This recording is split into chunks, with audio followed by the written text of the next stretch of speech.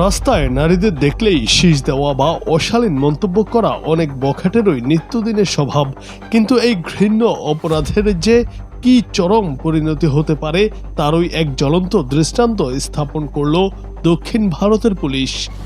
জনসমক্ষে ইফটিজারদের এমন অভিনব ও কড়া শাস্তি দেওয়া হলো যা দেখে রীতিমতো স্বস্তি প্রকাশ করেছেন নেটিজেনরা।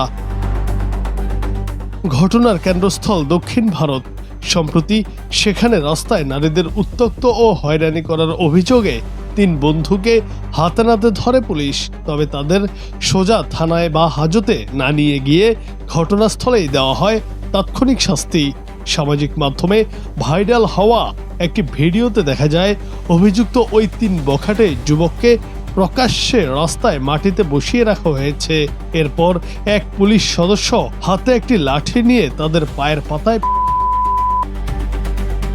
অপরাধের এমন তাৎক্ষণিক ও দৃষ্টান্তমূলক শাস্তির দৃশ্য মুহূর্তেই ছড়িয়ে পড়ে নেট দুনিয়ায়।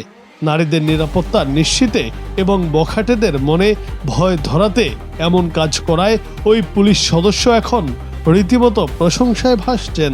সাধারণ মানুষ থেকে শুরু করে নেটিজেনরা ভিডিওটি শেয়ার করে তাকে সাধুবাদ জানাচ্ছেন। ভিডিওটি ভাইরাল হওয়ার পর এর কমেন্ট বক্সে রীতিমতো মন্তব্যের ঝড় উঠেছে।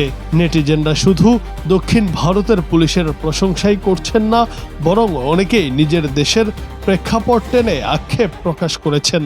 অসংখ্য মন্তব্যকারী প্রত্যাশা নিয়ে লিখেছেন, আমাদের দেশের আইন শৃঙ্খলা রক্ষাকারী বাহিনী কবে এমন হবে? অপরাধীদের মনে ভয় ধরাতে এবং সমাজ থেকে ইফটিজিংয়ের মতো ব্যাধি দূর করতে এমন তাৎক্ষণিক ও দৃষ্টান্তমূলক শাস্তির কোনো বিকল্প নেই বলে মনে করছেন সচেতন নাগরিকরা।